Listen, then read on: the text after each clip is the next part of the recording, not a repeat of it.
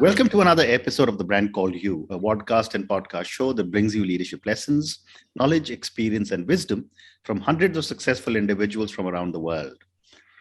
I am your host, Ashutosh Garg, and today I'm delighted to welcome a very, very accomplished social entrepreneur from India, Mr. Aditya Agrawal. Aditya, welcome to the show. Thank you so much, Ashutosh, for inviting me to the show. It's really an honor for us to be here. Thank you. Aditya is the co-founder of P-TAL, which is P-TAL, Punjabi Thathera Art Legacy. P-TAL is also the Hindi word for brass. His designation, if I understand correctly, is BartanWala at P-TAL. He's the former director of Enactus at SRCC, and he was the global representative of HSBC Asia Pacific business case. So, Aditya, let's talk about P-TAL, which is the Punjabi Thathera Art Legacy. Tell me about this venture and what is the PTAL? Thank you so much, Ashutosh, for the introduction. So PTAL that you see as a full-fledged brand right now, there's a very interesting story behind it because it is something which started as a college project. Mm-hmm. And when we talk about social entrepreneurship, it was one of the projects under Shri Ram College of Commerce, of which even I was a part. And we started it back in 2018, and we came across this particular community in Amritsar who were practicing this 30-hour craft form. And they had the distinction of being India's only UNESCO listed craft form. Okay. And even after having that distinction, their craft was on the decline. That's when, we decided that, we wanted to intervene in this area. We wanted to see that, there was a great potential that these artisans had. And then we intervened by, after forming a brand, we started modernizing different designs. Mm-hmm. And then we wanted to, market their products to the online and offline markets. Mm-hmm. Hence, we developed P-TAL, which stands for Punjabi Thathera Art Legacy, as well as also the Hindi word for brass, so that we can connect with the masses. And more importantly, P-TAL doesn't remain just as a medium of buying and selling of products, but it goes beyond that and looks more after the long-term survival of the craft form. Okay. So for our viewers and listeners, tell me a little bit more about the Thathera Art Legacy, which is what makes it a listed crafts form for UNESCO. So, this community of Thatheras, they have been traditionally practicing the art of making brass and copper utensils since a long time back. And these are basically artisan group, which consist of people who are beyond the age of 50. They live in Jandiala Guru, a small town near Amritsar. And they had been particularly practicing this craft form of hammering these utensils to make products of metallic beauty, and they have been there since the time of Maharaja Ranjit Singh. Wow. So they had a great distinction earlier, and overall, because of seeing the beauty in this particular craft form, UNESCO had listed it in the list of intangible cultural heritage in 2014. But because the craft was declining, it was almost on the verge of extinction from the list of UNESCO. Because when we ventured into the community there were only 20 families practicing it. And earlier, there were 500 families that used to practice it. So, it was slowly on the decline. And there was a very staggering fact, which we came to know, that these artisans were paid just 20 rupees for a particular product that used to take 2 to 3 hours. So that was a triggering factor for, all of us. And when we ventured, our entire goal was to, just make sure that the day we enter, and the day we leave, or till the time we are there, we are at least able to, make some sort of impact. Even if we are able to increase the incomes by 5%, 10%, that will be huge for us. That is, that will be the start of our goal, and we'll feel that we have done something impactful. But I'm really glad to share that, over the last 3 years, we have revived the craft form in a way. We have got more than 55 artisan families working with us, and we have increased their incomes by over 600%. So earlier, they used to earn around 2,000 rupees per month. But now each of these families, on an average, they earn about 15,000 to 16,000 per month. Amazing, amazing. So before I move any further, tell me, what are some of the characteristics of brass that are good for us? It's a very interesting question, Ashutosh. And that as a brand, even we, like I mentioned, we are not just limited to buying and selling of products, but we more are, focused on developing a community of people around it, not just the side of the artisans, but also on the side of consumers. So our goal from the very beginning has been to, develop the Ayurvedic mantra of cooking in brass eating in Kansa and drinking from copper in the minds of people, so that people understand that there are a lot of health benefits associated with these traditional metals. So brass in particular, it said that it's very helpful in cooking, because when you cook in brass, there are natural juices that are released into the food that adds an additional flavor to the food. So I guess I've still seen a lot of famous restaurants in India as well. They use this brass handis or patilis for biryani. And even they have said that, when they cook in this, there's a different natural flavor that comes to the food that enhances the flavor. Secondly, brass is an alloy of copper and zinc. So zinc as a metal, it's known for improving the memory of an individual. It sharpens the memory, and overall, zinc in brass also improves the blood circulation. So overall, from the very long time, and even after COVID, because a lot of people have become more health conscious. They're not just concerned about what they eat, but a lot of them are also concerned about how they cook it and what vessel do they eat it from. So because, one more interesting property of these brass utensils is that they are naturally non-stick. Okay. So, I remember there's a very growing concern about how current non-stick cookware material in the market is very toxic. Correct. It's not good because it is coated. But we found out over time, it was not something that we knew from the beginning, but over time, with the use of these metals, with a feedback from the customers, we came to know that these are naturally non-stick, which again gives a big plus to these utensils. Absolutely. And you mentioned that it is an alloy of zinc and you said what? Copper. Zinc and copper copper. and zinc. So how do the artisans get access to this, this brass? And do you help in getting them, the compound? Yes, absolutely. So, like I mentioned, these artisans, when we found them, they were being exploited by a lot of people there, and they did not have any knowledge about how to price their products, how to, sell these products, or what kind of products to make it. So what we did, our aim was to have a holistic development in the entire craft form. So we started right from the beginning. We tried to procure pure quality of raw materials with an ISI certificate from some vendors in Jagadhri, which is a place in Haryana. Then it is a hub of different raw materials. So we procured pure brass and copper sheets. And then we supplied these sheets to these artisans in Amritsar, and they used to make the products out of that. So we wanted to make sure that, since we wanted to maintain a proper uniform quality in the products, we wanted to ensure that the raw materials as well we are giving to these artisans is of supreme quality, and they do not get fooled by any sort of, mixed quality or improper quality in the market. Because at the end of the day, if we are talking about the health benefits of these utensils, it's very important to, have that authenticity in the metal. Otherwise, the health benefits won't be there at all. Amazing, amazing. So, as you've been supporting a lot of the artisans, you're also building your brand. Right. Help me understand what goes into building a strong handicraft brand.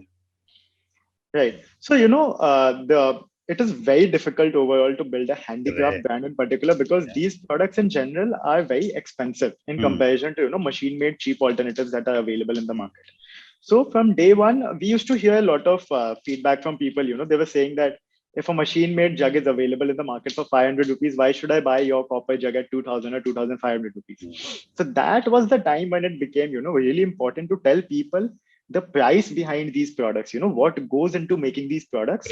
And overall, we have also noticed that, the consciousness has increased over the past few years, where people are not just concerned about what the product is, but who is behind that product, or how that product has taken shape. So, after COVID, we understood the value and importance of the digital media, and how, we had to build a social presence. And that was the time when we decided that it was very important to bring the story of these artisans to the consumers, and as well as connect the consumers with the artisans. So our entire goal was, like, in all the activities that we did, was to connect the two C's of the spectrum: the community of consumers with the community of artisans. So, what we did, we started developing a lot of different stories of these artisans. During the COVID, we started educating people that, it's not, these artisans don't want any form of donation from you. All they want is work. You pay them money, they'll give you the product. It's not that, you're just paying money for their welfare. Even they don't want that. They want to practice their work. They want to practice their craft form, which is something of a pride and legacy to them. So we started, developing a lot of different stories. We have a lot of stories that we did on social media.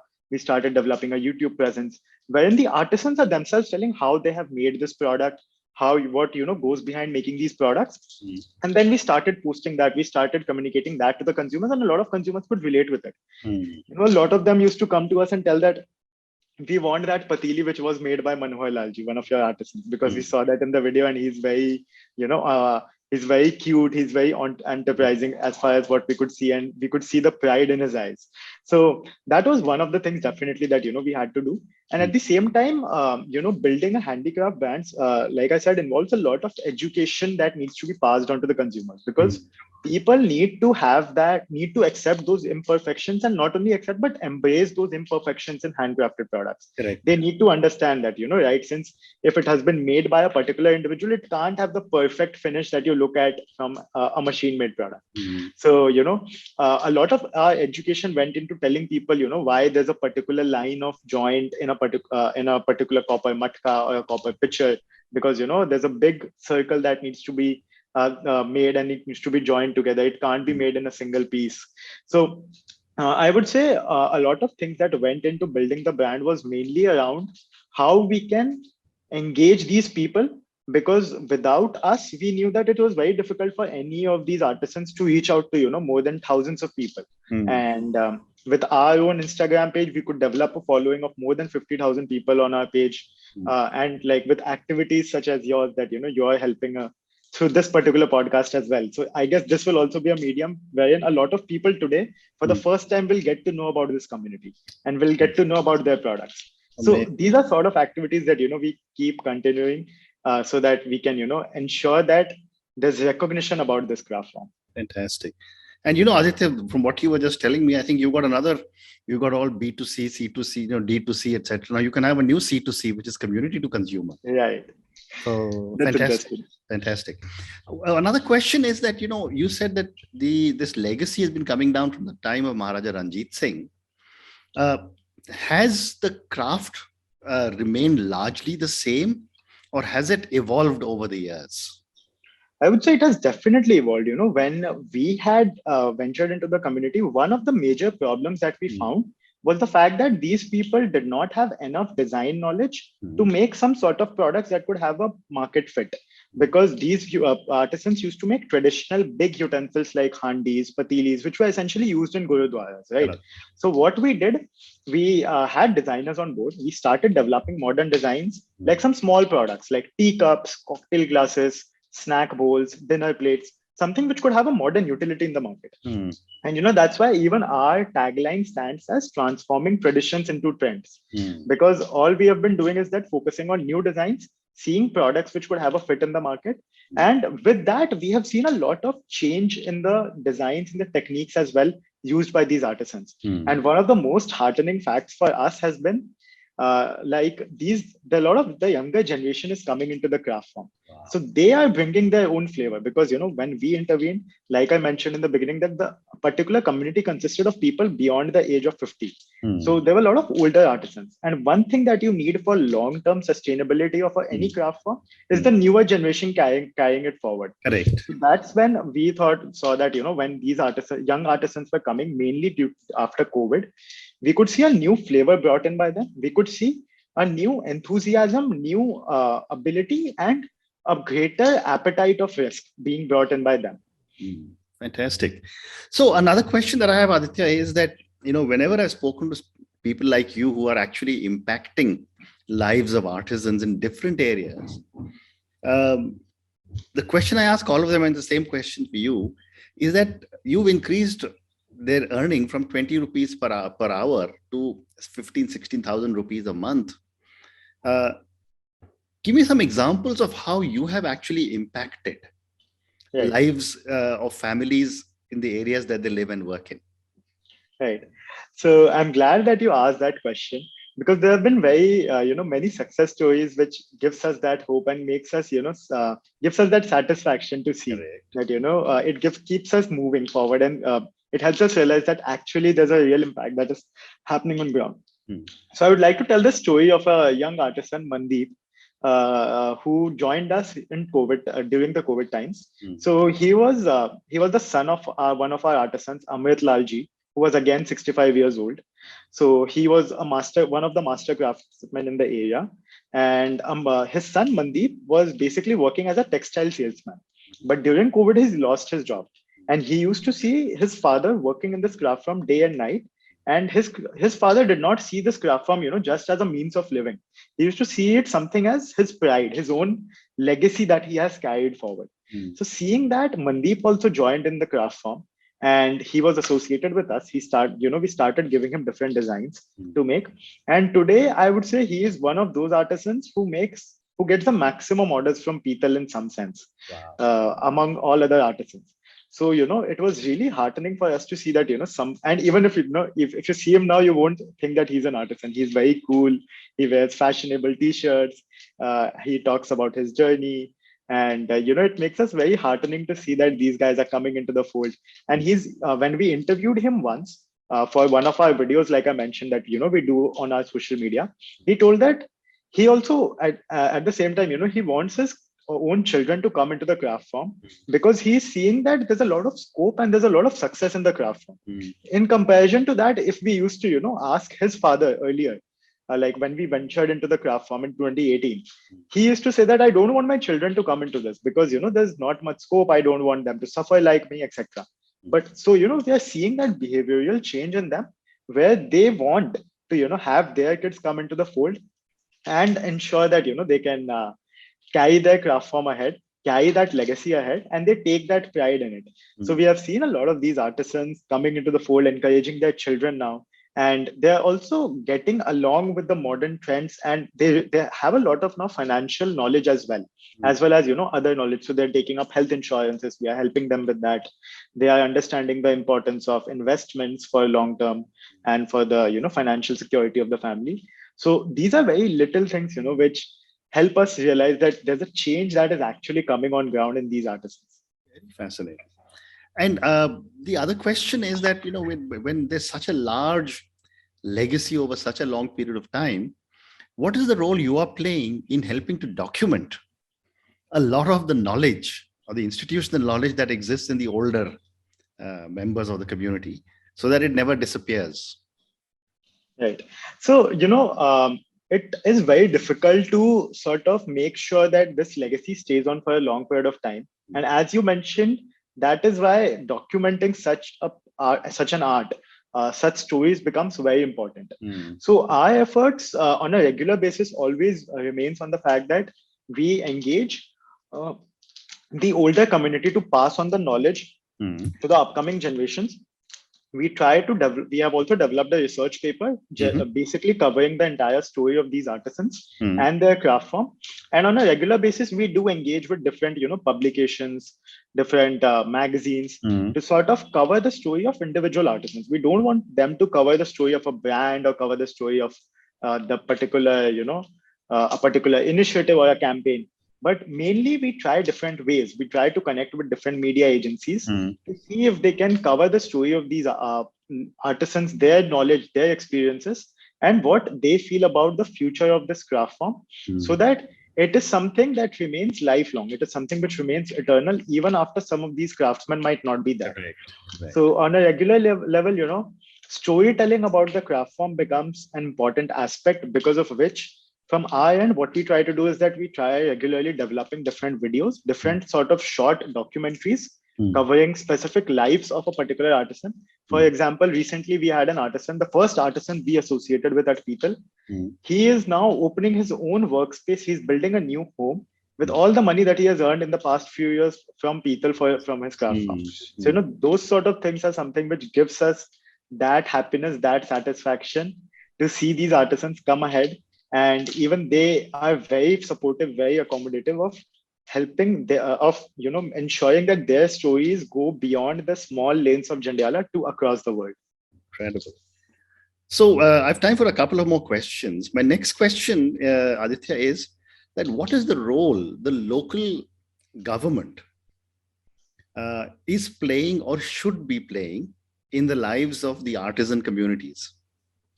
So, when we began our venture into this particular community, the district administration of Amritsar, which was the local body there, they helped us quite a lot, mainly including the DC as well. DC sir there was very supportive of our entire idea, and he helped us in different ways. Number one, he helped us in getting concessional stalls at different exhibitions, which I feel that local governments all across the country can do. And they're actually doing as well. So we see a lot of big exhibitions at Delhi Haat or, Dastaka or different places where sometimes the government helps in leveraging the stall rent for these guys by providing them concessions, by providing them TA and DA, the allowances, to ensure that these artisans get an idea, get a chance to showcase their art to a wider audience. Wow. So that is definitely something which the local government is currently doing, and it can definitely keep doing it, because that actually helps a lot of these artisans to not only sell their products, but also to interact with the consumer and get their feedback on, how to keep continuing their efforts on developing new products. Secondly, I guess recently the government has also introduced a lot of new schemes to help these artisans market their products internationally. So there's this body called EPCH, Export Promotion Council, for export promotion for crafts and handicrafts, which basically helps in providing different benefits for export of these items, to also give the artisans a platform to showcase their products and at international exhibitions or international events. So I guess that is also something that the government can definitely do to, provide support to these artisans. Thirdly, from just talking from the success of PTAL, I can definitely say that one of the major gaps that exists in artisan communities is the lack of digitalization. Right. So what the government can definitely do in the coming age, and especially what COVID has done to the entire industry, the government can definitely see how they can help these people in terms of bringing their craft online, in terms of, developing that acumen, developing that business acumen of selling products online. And if not individually as artisans, but like the government has its own government e-marketplace, how it can onboard more artisans and more products on that, so that even if the artisans cannot be taught the digitization aspect, the government can do it on their behalf and still, help to ensure that these artisans are getting work. Amazing. At the end of the day. Amazing. Aditya, my last question to you, and this is for all the viewers and listeners. How does one buy PTAL products? Where do we go? I mean, is it available on platforms, or do you have a website? So we have our own website by the name of peetal.in, and we have our own Instagram. PTAL.in. PTAL.in, yes. Okay. And we are also listed on different e-commerce marketplaces like Tata Click, Okhai, Etsy as well, which is a platform for international customers. And if there are people outside India who want to purchase, we also have a website, peetalstore.com, which is PTALstore.com. And apart from that, we also have our social media pages from where people can come and they can buy. And we have a physical space that we recently developed in Chandigarh. So people around Chandigarh can also visit us to buy the product. And at the end of the day, if there's anyone who's willing to, personally have a visit to Jandiala Guru with us, we are more than happy to welcome them. Wonderful. Aditya, on that note, thank you so much for speaking to me. Thank you for talking to me about the Thathera Art Legacy, about your brand PTAL, which is brass, as you've been saying. Thank you for explaining the incredible advantages that brass has, which again, you told me is an alloy of zinc and copper. And, what my big takeaway is that it's a non-stick, which is probably why my grandparents and great-grandparents used brass so much for cooking. We just discovered non-stick in the last few decades. Thank you again for talking to me at such length, and good luck to you. Thank you so much, Ashutosh. It's been a pleasure. Thank you for listening to the Brand Called You videocast and podcast, a platform that brings you knowledge, experience, and wisdom of hundreds of successful individuals from around the world. Do visit our website www.tbcy.in to watch and listen to the stories of many more individuals. You can also follow us on YouTube, Facebook, Instagram, and Twitter. Just search for the Brand Called You.